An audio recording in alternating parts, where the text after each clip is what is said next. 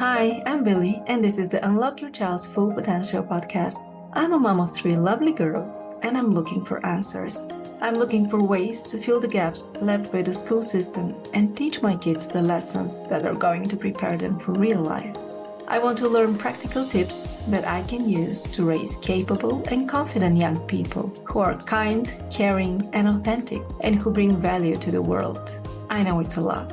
But I think as parents, we have the unique role of nurturing the potential of the special human beings entrusted to our care. We can't expect school and the teachers to do everything, and we don't want to let the environment decide who our kids become. It's up to us to coach our children on how to be successful and fulfilled. That's my goal here, to talk to as many parents, educators, experts, you name it, and ask the questions, look for the universal principles, find as many tools as possible to be a better parent, and give my kids a head start in life. If that resonates with you, join me every Wednesday and let's inspire each other to create an environment where our children can blossom into the best versions of themselves. Hi guys, I'm truly excited to have Hunter Clarke on the show today. Hunter is the creator of the Mindful Parenting course, host of the Mindful Parenting podcast, and author of the international bestseller Raising Good Humans, a mindful guide to breaking the cycle of reactive parenting and raising kind, confident kids. And the newly released Raising Good Humans Every Day, a daily guide which offers 50 simple ways to press pause, stop reacting, and start parenting with intention. Hunter helps parents bring more calm and peace into their daily lives. She's also the mother of two active daughters who challenge her every day to hone her craft. Welcome, Hunter. I'm so happy to have you on the show. Thank you, Billy. I'm really appreciative. Glad to be here. Would you like to start by sharing what led you to write these two positive parenting books? Well, I don't come at it from I have every single answer. I was actually struggling enormously when my daughter was like around 2 years old or a little less than 2 years old. The thing that led me to write the books is that I really struggled with my temper. I really needed to calm my reactivity so then I could use my whole brain and then communicate more effectively. It was really because I was desperate for the tools that I dove into all the learning that I did for the books. In the new book, you cover 50 daily tips to press pause, stop reacting, and start parenting with intention. Can you give us an example of one of the most important tips in the book and how you've seen it make a difference for a parent-child relationship? It depends on what you're needing right now. But I think one of the most important things is the chapter on self-compassion, because it is inevitable as parents that we're going to make mistakes. It's incredibly hard. Kids are frustrating and messy and loud, and we have so many pressures on us as parents, and we don't have enough support. And plus, we have incredibly high expectations for ourselves, and sometimes we have high expectations for our kids too. All of these things factor in to make this such a hard job. Like when humans evolved, like there were so many caregivers, and now it's just like oftentimes, tragically, one person alone in a house with multiple kids. And that's really a recipe for frustration. We listen to learn how to do things better, and then we have higher expectations of ourselves.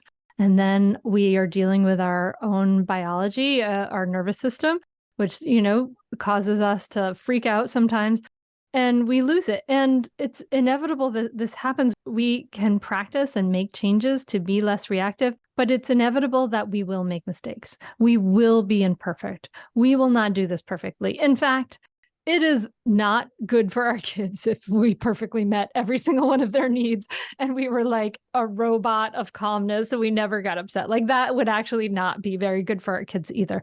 Would you elaborate on that? How is that not good for our kids? That's an interesting point, and I would like to hear more about it. Okay, sure. If we were to meet every single one of their needs whenever they had challenges, they would be insufferable to live with. They would go into the world thinking the world completely revolved around them in every way if they got all their needs met right away, right? It's inevitable that like our needs interfere with each other. Also, if there was this hypothetical perfect parent out there who was always calm and perfect all the time, the child would grow up and realize that, oh, they're an imperfect human with big emotions that gets upset and makes mistakes and messes sometimes. But look at my parent. They're always perfect. What's wrong with me? Why am I such an imperfect person, right? Yeah. That would not be good for our kids. Our kids need to see us be human. Our kids need to see us fail and mess up sometimes. No, we don't want to be like yelling at our kids a lot. We don't want to scare our kids. Like, that's obviously not good. We're moving away from that. But also, yes, we are going to do it sometimes. We're going to make mistakes sometimes. And so that's when we really need some self-compassion, because we do things like we listen to podcasts, we read books, and we say, oh, I'm going to be calm. I'm going to respond to my kids perfectly all the time. And we're human. So we can't do it perfectly all the time. And then a lot of times, especially women, are so hard on themselves. Our internal voice is mean and harsh. And that actually doesn't help us. When we are unkind to ourselves with our own inner voice, when we have those inevitable failures and then we are mean to ourselves, it actually makes it harder to get back up again and to begin anew. Whereas if we give ourselves a soft landing, if we can practice to offer ourselves some compassion, if we can say to ourselves, oh my gosh, this is so hard. This was a bad day. I kind of messed up there, but parenting is so hard and it's just been tough lately. If we can talk to ourselves as we would talk to a good friend, then it's actually quite practical, because then we can pick ourselves up. We can start again and say, okay, I have permission to be human. I give myself permission to be human. And this is what I want you to do, dear listener. I want you to give yourself permission to be human. So that way you can say, okay, dear child, honey, I was so stressed there. I yelled at you. You know, I'm sorry. I wish I hadn't done that. If I could do it over, this is what I would say instead. Do you want a hug, right? We will do those repairs. And in fact, a relationship, and this is proven by the research, in a relationship, if we have a rupture and then a repair, that can actually strengthen the relationship more than if there were no ruptures to begin with. It's just part of being human that we're gonna mess up sometimes. So probably the most important tool in raising good humans every day is self-compassion and practicing some self-compassion breaks. I love that.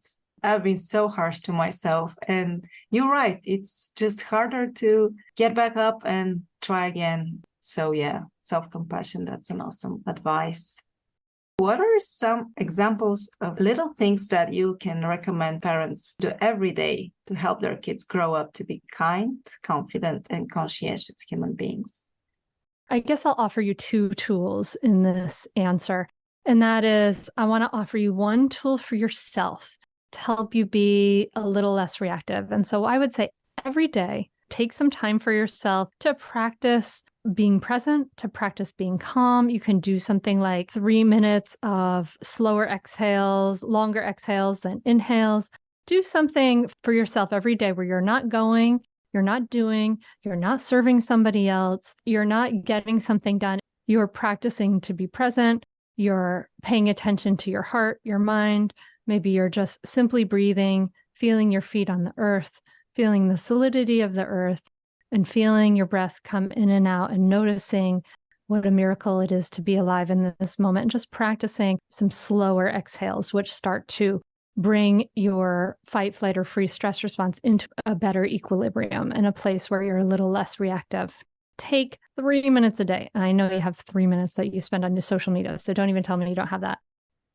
And the other thing I would say, a little thing you can do every day, is to take something out of your schedule and give yourself 20 more minutes in the morning to get ready, to give yourself a little more space and time to be.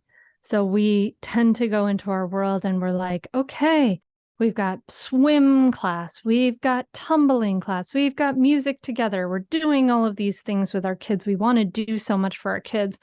But I would encourage parents to take some time and really protect some of the time in your schedule for downtime, for kids' time to just play freely without adult intervention, to protect that space when they're young to explore and lead their own exploration of the world.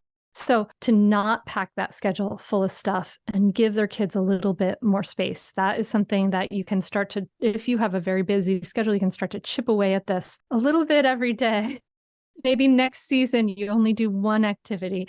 Maybe you take one day on the weekend and you do a screen-free Sunday, and you don't plan very much after you have a busy day. Yeah, I love that.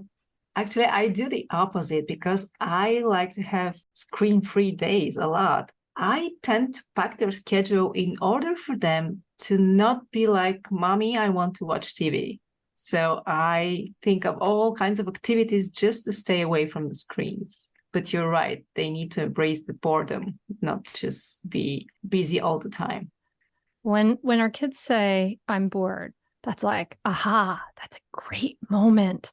That's a wonderful moment because something creative is right around the corner. So what you do when your kids say they're bored, you just become more boring than whatever. You just say to them, and I got this from Kim Payne from Simplicity Parenting. I love this. You just say something to do is right around the corner. And then they say, no, it's not. And you say something to do is right around the corner. I don't know, something to do is right around the corner. You just say this on repeat. You become so boring that they walk away from you. You know, for our kids on these days, they really need this unstructured time. This is really, really important because this is when kids, that's when they create. That's when the blocks come out. That's when the twigs turn into other things. That's when all the scarves in your house turn into slings, like for bandages, for whatever, right? This is when kids have the time to process their world. And they really need that. So when I think about for my kids, what I want for them, more than anything else in the world, I want them to feel comfortable in their own skin. And I know that if they are comfortable in their own skin, if they like themselves pretty well, they feel relaxed in who they are, then they're going to do well in school. Anything that they go after, they're going to do well in because they have that essential steadiness of being comfortable in their own skin. And how do we give that to them? We can't give it to them by filling their schedule. Oftentimes, what that actually leads to is more anxiety because, trust me, if you feel busy, your kids feel busy and they feel stressed because the pace of childhood is slower. And so then when they have that time and space to be bored, to doodle, to just like rub their nose on the carpet, whatever weird kid thing that kids are doing, that's actually like really, really, really, really what kids need for their development to really get to know themselves and to become comfortable in their own skin. Wow. That's the first time I hear that they are processing during that unstructured play. We have like 3 extracurricular activities each year. So got me thinking into dropping one. What are some mistakes that you see parents make and maybe that you also made while raising your daughters? I think the most common mistake that I see all the time is in the way we talk to our kids. You know, most of us were raised in an authoritarian parenting structure where the way we talk to kids sort of generally in our culture, we talk to kids differently than we would talk to adults. The biggest mistake I see is a lot of like general orders and commands. And the thing is, when I say that, you, dear listener, you might not even recognize that in yourself, even if it is something that you are making a mistake with, because we don't even hear it. So it sounds like, come to the table, eat this, take your shoes off, come over here and put on your shirt, come to the car, we have to get in the car now, clip your belt now. So we're just kind of directing them so much of the day. But it's interesting what you can do as a little test is you can just record, or you can even better yet, ask like your parenting partner or friend to like surreptitiously record you, audio record you on your phone. But you can record yourself and kind of see what you sound like. The thing is that kids, just like everybody of every age, don't like to have orders and commands. They just don't like it. It gets tiresome, especially if you're a little kid and like you're being directed all day long. It just gets tiresome and frustrating. So Well, there's a couple of things we can do about that. One is we can give kids autonomy when we can. All right, honey, you don't want to go to school with your shoes on? Okay, fine. I'm going to put your shoes in this bag. I'm going to take them with us to school, and I'm going to give them to your teacher when you get to the door. Fine. Don't make it a battle if you don't need to. Like, okay, you don't want to wear your coat? Whatever. I'm just going to stick it in the bag. If you need it, let me know, and we'll put your coat on. Okay. So we can give them some more autonomy for them to learn some lessons, like the way that, the best way we all learn lessons, which is like the hard way. And then the other thing we can do to avoid some of that language with our kids is to just there's a filter I talk about in Raising Good Humans every day, which is imagine you're talking to your friend's kid. How would you say this to your friend's kid if your friend's kid was hanging out with you all day? And it's really interesting how differently we might talk to somebody who has a little bit of a remove from us than our own child. And that can be really helpful to kind of filter our language that way. That's an excellent point. I wouldn't like to be ordered what to do all the time either. It's not just kids, it's normal human behavior. No one. And maybe we ask questions instead of telling them what to do. What do we need to do next in order to go out or something like that? That's great. And then they can solve the problem, right? So we step out of the role of always being the one to solve the problem. That's a brilliant way to do it. Okay, I'm hopping in for just a minute to tell you about the free resource I recently created.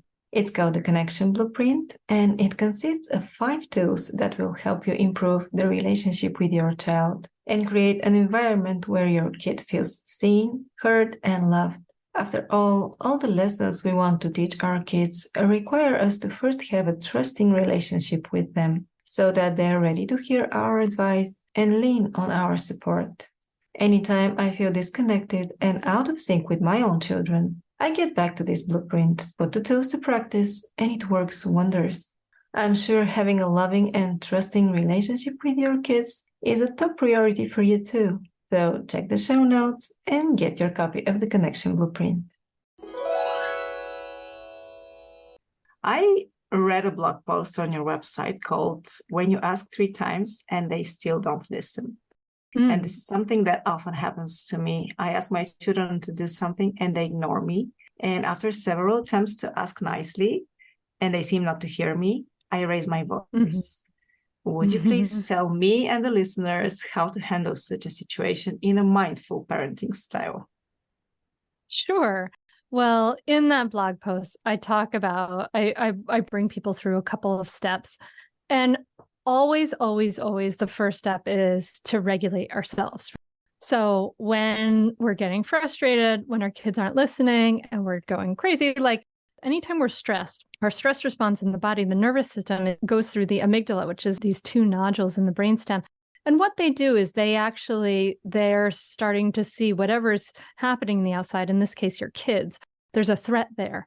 And so the amygdala is actually going to bypass the prefrontal cortex, which is the area behind your forehead, so it can react more quickly. And the problem with that is that because the prefrontal cortex is slow, but the prefrontal cortex is higher order thinking, impulse control, problem solving, verbal ability, creativity, all of these things, right, that we really need.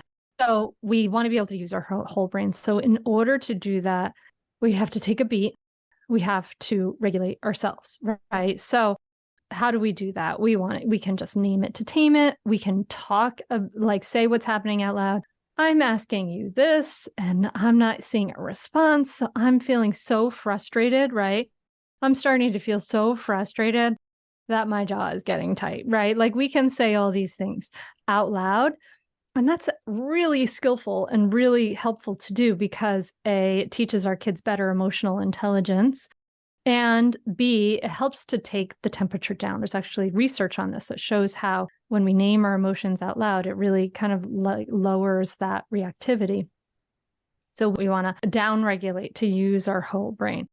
And then the challenge is so something's happening, right? Something's happening with our kid that's making them not listen to us. What is it? What is happening with our kid that's making them not listen to us? A lot of times we'll jump to a conclusion.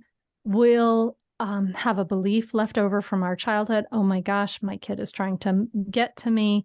My kid is trying to manipulate me. We'll say these things to ourselves, but actually, if we get curious, that's really when we're going to kind of get to the root of like, what is it that's causing our child not to listen to it? Are they super into this thing they're doing right now? Is that why they're ignoring me? And then you want to then think about like, are you using those commands? Have you been like blah, blah, wah, wah, wah, like the Charlie Brown mom all day long? Sometimes we talk way too much with our kids. Maybe you've been using a lot of commands. Maybe you've been threatening your child lately, like, hey, if you don't get off the screen time, I'm going to take it away and you're not going to get it for a week. If we're doing some tactics like that, then our kids may be in the habit of resisting us. It may cause them to be in the habit of resisting us. So we want to kind of check that. And then basically, we're going to begin again, right? Once we're regulated, we're going to say what's happening. Oh my gosh, I'm so frustrated. Oh, we have to go. I'm asking you to go. Nothing's happening. Just describe what's happening. I wonder what's making you so interested that you don't want to get in the car right now. And then you can start to sort of go over and talk to your child. Maybe you use that filter, right? Like, what would I say to my friend's child? And then as you ask again, right? As you gather yourself, you take a minute, you breathe, you say it out loud, and you do this all again. You say, okay, maybe I'll crouch in front of my kid. Maybe I'll touch their shoulder. And I ask again more directly. You want to then give your kid a minute to respond. Oh, yes. Good point. One of the things that I find for myself is that I have this expectation of like, I'm going to say something and they're going to respond. Mm-hmm. And that's just not really how it works, right? Like nobody's like that. If you have a parenting partner and they ask you something, sometimes you don't respond right away. Like you might think about it for a minute, right? The expectation of instant obedience is a leftover from authoritarian parenting. We have to kind of check, am I expecting this instant obedience? And then if so, like look at your clock, set a timer on Alexa for 2 minutes, just give that kid a minute or two to respond. And then if all else fails, you're going to gently insist, right? Like you have to teach your child maybe what's next. You have to hold this boundary. You might have to give information about what's happening, right? Like, hey, babe, we're going to music class. I can see you're super into this, but if we don't go, we're going to miss the beginning song that you love. So we're going to start to just gently insist. And that may be like, you might get down at their level, touch their shoulder, make sure you have eye contact, all of those things. You may try to be silly. There's all kinds of ways to do it. Your shoes saying, oh, it's time to go and we miss you. We're running out the door to go to music class. We can use all kinds of other tactics. But the real main part of this is regulate yourself. Do it with your breath. Do it with name it to tame it. Ground yourself. Get curious. What's really happening with my child? And then begin to know. And it's all in the delivery, right? So the second time, we have more chance to deliver it in the right way so they can hear us and want to cooperate. Most of us are like I'm like, it's time to go. Well, I'm like turning the other way and doing 5 different things, right? And that's often when our kids aren't listening to us. And then we can be a lot more deliberate and specific. Exactly. As a parent and a mentor, can you share some strategies to build calm and cooperative relationships with our children so they want to do what we ask them to? Yeah, I mean, well, connection is the key. So what you're talking about, Billy, is really cool, is shifting from my kids do what I say because they're afraid of me and afraid of being punished to my kids cooperate with me because they care about me, right? Because they intrinsically care about me. So you're talking about, and what mindful parenting talks about, what Raising Good Humans Every Day talks about, is like this shift from we're going to use power and fear over our kids to manipulate them to do what we want to we're going to get our kids to cooperate because we have a strong, loving connection. And so what is it that makes that connection? That's the connection is the key. That's what makes our kids want to cooperate with us. So sometimes when we have someone who's struggling and they're in a moment with their kid where everything's frustrating and difficult, One of the first things we brainstorm is how can you spend special quality time with that kid every single day? Because you want to build that connection, you want to build that care for each other, and that just makes everything easier. In Raising Good Humans Every Day, I have a chapter on why you want to date your kid. And the idea is that just like in any relationship, you have to give it attention, right? You have to feed that relationship and give it care. So I think that's really one of the most important things to think about. If I say to my kid, honey, when you scream, it hurts my ears and makes my head hurt, and I can't do what I'm doing. If they're really kind of annoyed at you continuously for a couple of weeks, maybe they won't care. But if you have a good relationship with them, then they're going to care. Likewise, if you say, hey, it's time to go. I really got to go soon today because I'm meeting a friend. When you have that glue, that connection, they're going to care more when you give those messages. You mentioned dating your kid. That's one of the things I do. One-on-one meetings with each of my kids, because I have 3 daughters. And when we're all together, it's fun, but every one of them feels they don't get enough attention. So I love that too. One-on-one time with every one of them. So they have your undivided attention just for themselves. In the book, you talk about developing a teaching mindset when faced with difficult behavior. Would you tell us more about that? Oh, I think this is one of the most essential shifts. Like I said, we're moving from that authoritarian paradigm. I really think this is so fascinating, right? The word discipline is a very important word in parenting, right? And people think it means, oh, I'm going to make my child hurt or feel badly if they do a bad behavior, then I'll discourage it. And that's not what it means. And in fact, we can shift the meaning of it. So the root of it is this word from Latin, discipulus, and it's the same root as the word disciple, which means to teach and to follow. And really, that's what the root of that word means, is to teach. And so if we want to think of what is discipline, discipline was really teaching, right? Like our kids don't know anything. They're kind of ignorant of like how the world works in a lot of ways, right? They don't know how to necessarily interact with other people. They're learning it by watching how we interact with them and with other people all the time. So if we want to teach them, if they're in a moment where they're having what we call bad behavior, then they need to learn something in that moment, right? If they have a behavior that's interfering with our needs or the needs of other people around them, they need to learn how their behavior is affecting others. So we want to shift from this idea of, I need to discourage some behaviors and encourage other behaviors, right? Because the whole idea of punishments and times and outs and stuff, it actually is not very effective. And it can make your kid, in fact, more selfish because they're focused on how they're hurting because of whatever happened. They're not sitting there thinking about, their behavior. It can lead them to lie, to avoid punishment, all kinds of things like that. And it breaks that connection, right? Which is the glue that makes our child want to cooperate with us. So instead, we want to shift into this idea of like, what does my child need to learn in this moment? So we might give information, right? That's a way of teaching them. Yeah, and looking for opportunities in your day-to-day life just to give them more information, more examples to learn all the skills they're going to need. Because I see parents, they're busy all the time, so they just try to avoid questions and just don't take the time to use the teaching opportunity. Yeah, I think those are great. Like when our kids have questions, that's like the moment, right? To answer them and to figure them out. That's the moment they have the interest, because otherwise they won't be listening that intently if you decide that it's time to give them a lecture. Can you give us advice? How can busy parents add more calm to their lives and be more present when spending time with their children? One of the reasons why I talk about mindfulness so much is because it's so effective and it's so helpful for us to slow down, and it can really shift and change our brain and build that non-reactivity muscle. And there's a really lovely practice that I got from the Plum Village community of the Zen master Thich Nhat Hanh. And it's so simple. It's like a little rhyme that we can take with us. So as you breathe in, you can say to yourself, breathing in, I calm my body. Breathing out, I feel peace.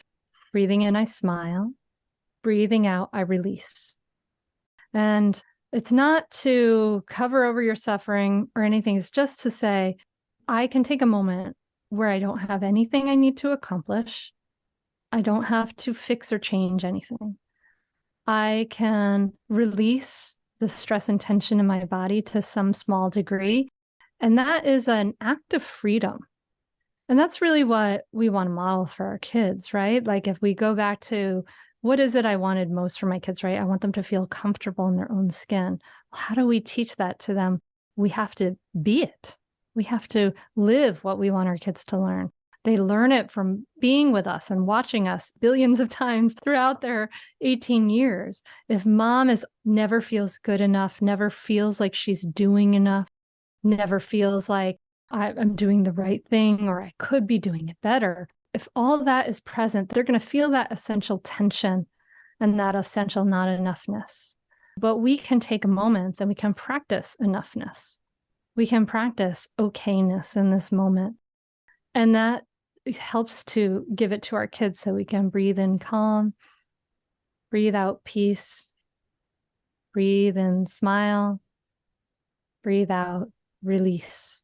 And it's one of my favorite little practices. I love that self-care practice. That's so essential for moms. Thank you, Hunter. It was such a joy talking to you. Would you like to tell people where they can find your new book and further connect with you? Sure. Raising Good Humans Every Day is everywhere books are sold. And like you said, it's 50 short chapters. I wanted to make it super digestible so you can just start anywhere and read it like by your bedside. And you can find the Mindful Parenting podcast anywhere you listen to podcasts, and the Mindful Parenting course and teacher training and all of that stuff at mindfulmamamentor.com. Thank you so much. Thank you, Billy. I really enjoyed it. Thank you so much for listening and letting me be a part of your day. If you enjoyed this episode or the show in general, please share it with a friend and help me reach more moms around the world. Also, if you find some value in this podcast and would like to help support it, please visit my Ko-fi page. The link is in the show notes. Any contribution is much appreciated. And lastly, don't forget to subscribe so you get notified when a new episode drops. I'll see you next week.